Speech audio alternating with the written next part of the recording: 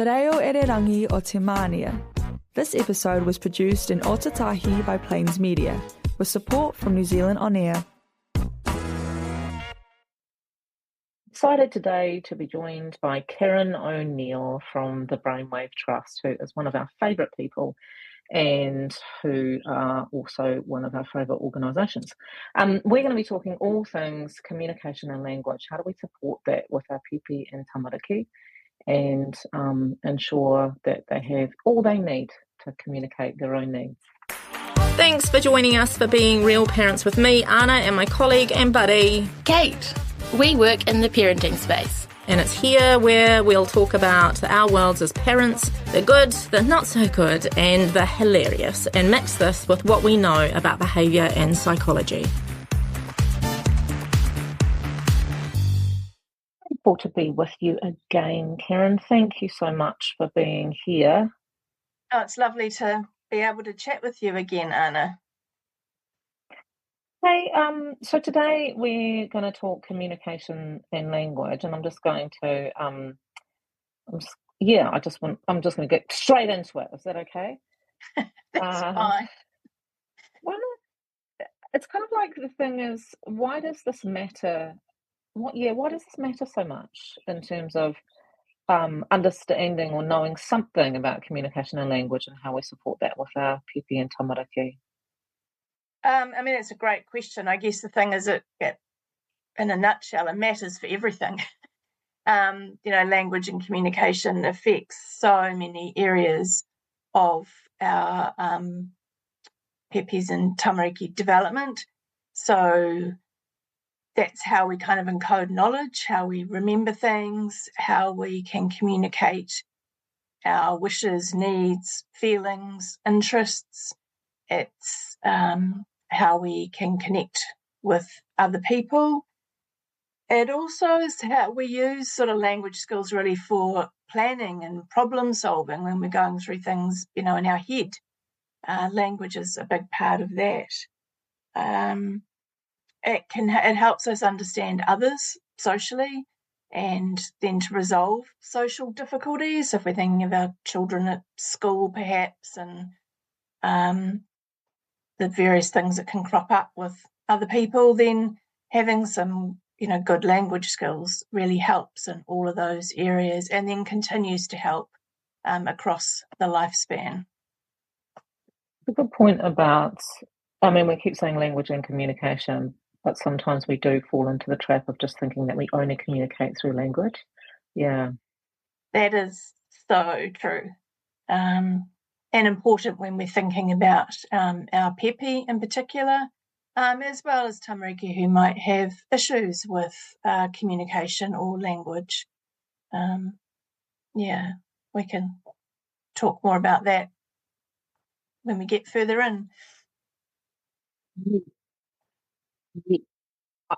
It's just reminded me of the phrase "use your words," actually, which I'm not a big fan of, just because I believe that when people have their words, they will use them. And so, that kind of like gifting of language or gifting words in order to support, our pipi and tamariki when needed.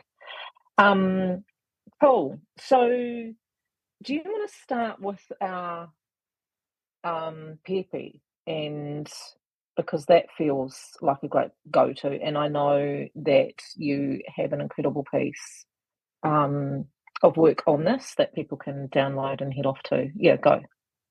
Awesome. Pipi are always a really good place to start, aren't they? Aren't they? Foundational. And the research around language development for pipi is fascinating, really. They're actually learning about language before they're born. I find that wild. And obviously, for most children, they're born able to actually hear the language, all the languages of the world. So there's just some fascinating data about that. What that means sort of on the daily basis, though, for parents and whānau is that babies can learn, multiple languages. They're able to pick up and and begin to learn whatever languages are important to that whānau. And there's a heap of benefits of them when that happens. But like you mentioned earlier, I mean, babies aren't born speaking, but they are born communicating. And I guess it's an important part of our role as adults to learn, and I emphasise learn because we don't become parents necessarily with all this knowledge in place, but learning what our baby is communicating to us. And that might be through their body language, it might be through facial expressions, their gaze, what they're looking at can indicate what they're interested in or potentially what they're afraid of. So all of that is communication. And one of the things that there's been a stack of research around is the importance of adults responding to that early communication. If we notice that our baby's very interested in the worm on the footpath as while we're gazing at the beautiful autumn tree or something, picking up on what the baby's interested in and responding to that. I don't love the term, but researchers sometimes refer to it as serve and return, as in sort of a game of tennis or ping pong. Yeah, I've heard that a lot. Yeah. But that conversation, that back and forth, is actually one of the really important things that we can do to support language development of our pepe. And it supports more than language too. Sorry. No, you're good. It also supports a relationship. I mean, when we can notice, and again, we're learning too, we're not going to get it right a lot of the time, and that's A-okay. But when we notice what our pepe or older child as well is interested in, it's not just a language thing. We're also telling them we see you, like you matter, what you're interested in matters to me. So there's so much that we are communicating when we're able to pick up on what our baby is telling us.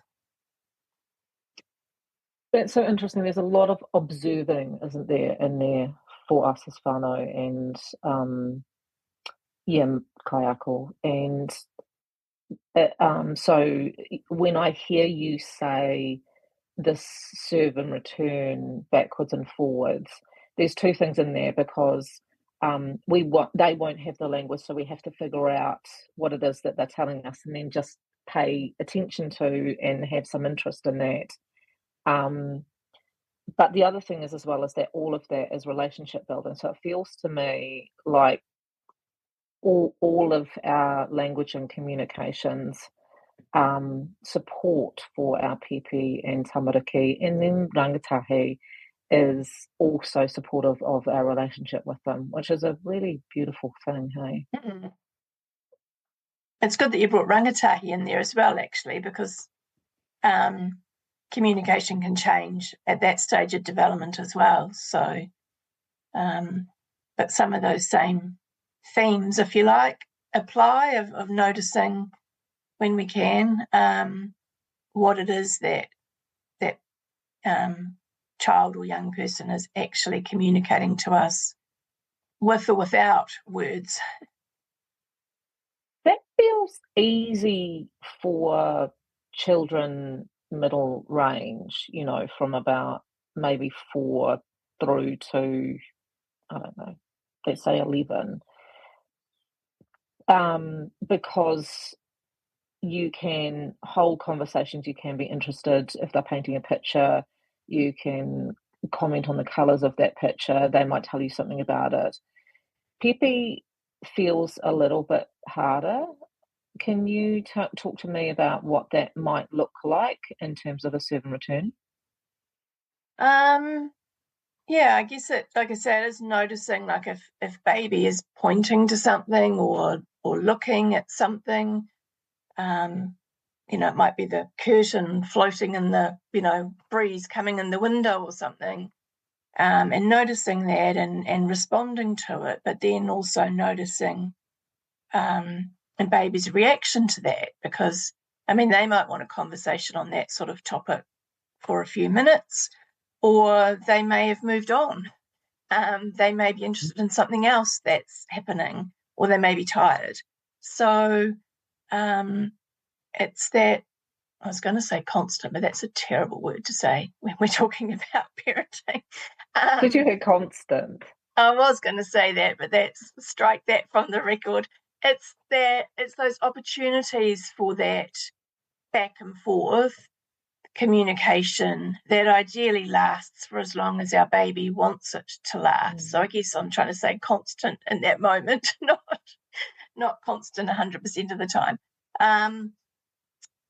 Because as parents, there's a lot of other things we need to do, right? But I think it's recognizing the importance of when we take that time, and if we're talking peppy, it's probably only relatively short bursts at any point, to have that back and forth for as long as they are interested in it. If they haven't sort of served back in some way, like I say, maybe they've got tired, then that's a cue to us. But yeah, the more of those that we can fit in to life, then the better for our pepe. Yeah. You're listening to Being Real Parents on Plains Media, broadcasting on 96.9 FM, streaming live and available as a podcast on plains.org.nz. So I'm imagining, I loved that image that you created in my mind of the curtains moving in the wind and on a sunny day. And so if we see our pepe looking at that, would be saying the curtains are moving, aren't they, with the wind? The wind is coming through. And then, so the serve is them looking, the return is us commenting. The serve back from them might be that they look at us and smile, and then the return back from us that we return that smile and say something along the lines of, "You seem really happy." Yeah, is that what we're looking at? Yes, that's a pretty good little example of what that might look like. Yeah, that's rather sweet. It's making me miss my baby.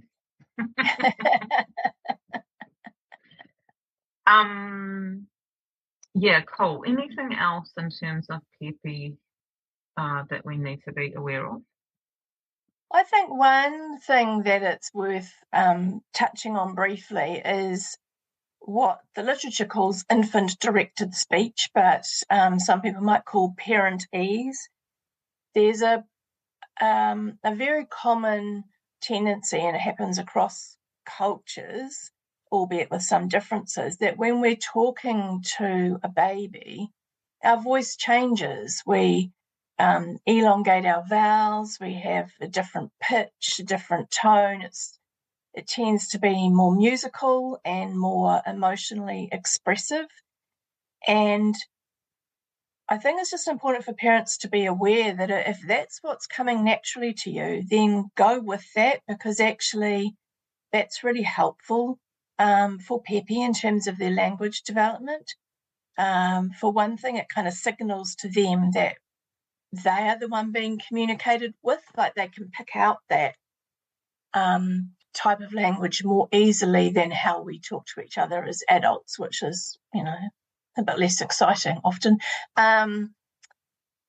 They can make out the sounds more clearly, so it tends to help with vocabulary, and brain scans show actually that they're more engaged when we're speaking to them in that way. So I say that not to put pressure on people, but to speak in a particular way. But sometimes people get messages about how they should be speaking to babies, and if that's what comes to you naturally, then that's a beautiful thing, and just honour that and go with it, I guess, would be an important add when we're thinking about our pepe. Yeah, And going back to that relationship stuff and building that relationship. And if that's supporting that, then yeah, Katie Pie. Rangatahi, communication with rangatahi, because it changes again in that space, doesn't it? And we might not feel that we're getting so many returns. Any thoughts in there? I guess the same kind of principles apply, really, is that perhaps that communication is coming through in non-verbal ways more, by facial expressions, by body language, all sorts of other ways, not perhaps so much the verbal, depending, of course, every rangatahi's different, and every relationship that they have with the adults in their lives is different. But if we can sort of follow that same kind of principle and notice and then respond to that, I think it's important. And it might be that we're like, oh, I don't know, you seem stressed about the upcoming exam, or you look disappointed about the sports match on the weekend, or whatever it was. And maybe they don't want to engage in it with us, but if we're seeing a serve in some ways, then I think it's a good idea to be trying to return that. And if they are wanting to disengage at that point, well, then we kind of need to honour that too as a general principle. Obviously, there are times when that's, not going to be the thing to do. But it's also just showing them that, isn't it? Sorry? Going back to noticing, going back to supporting the relationship in all instances. And I always think, having some grace, allowing for grace and that in all of that. Yeah. Another thing when we're thinking about our rangatahi too, and it's similar to what we talked about with Pepe, is noticing what they're interested in is an important thing to be doing, not just for language, but for relationship and support as they go through that stage of development. Sometimes the things they're interested in may not of themselves interest us, but if we can make the effort where possible to show an interest in their hobbies, their friends, even the music that they're listening to, that can all help. Cool. Not just school. No, not just school, which may or may not be of any interest to them in the first place. Right. Technology for all of those ages and stages. Is this getting in the way of communication? I know that we talk about that a lot. Well, we get asked that question a lot from parents. Sure. I mean, I think it's different for different ages and stages. So if we're thinking of our Pepe, then they really need that back and forth interaction with other human beings to learn.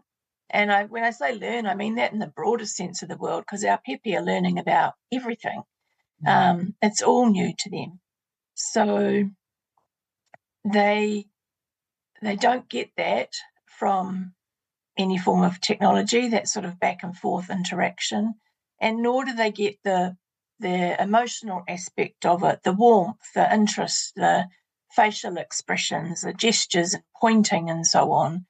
All of that comes from, other adults or even older children that are communicating with them, and that is really important to, all areas of their development, actually. As children get older, that can change, and there may be some benefits, but not as a replacement for, in real life, human communication. Yeah. Everyday things that to support. We've talked quite a bit about Pepe, maybe tamariki.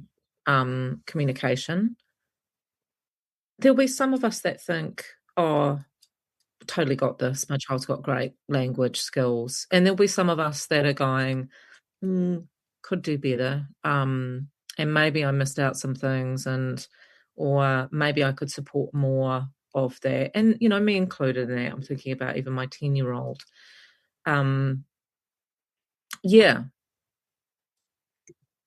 I mean, I think it's with anything that we talk about with how children develop and parenting, you know, there are lots of things that help, but we do the best we can with what we know at the time. And it's never too early to be starting with promoting the sort of communication and language development, but it's also not too late. And it's, you know, if parents are reflecting and going, oh, maybe this is something I could do a little bit more about, maybe my strengths have been in other areas and I want to support my child in this area a bit more, you know, starting now is great too. Love that. And I mean, one of the things which we haven't talked about too, and maybe that's a whole podcast on its own, is the value of books and reading in terms of language development, because they provide typically a much wider vocabulary than we use in everyday speech. They can also support learning about different situations that the child may not have come across yet. Can be really helpful for learning more about emotions, because, you know, the characters in the story may be experiencing different emotions that give the parent and the child a chance to talk about those in a kind of a calm moment. So perhaps can be, you know, a little more prepared when those, you know, more difficult emotions rear their heads at other times.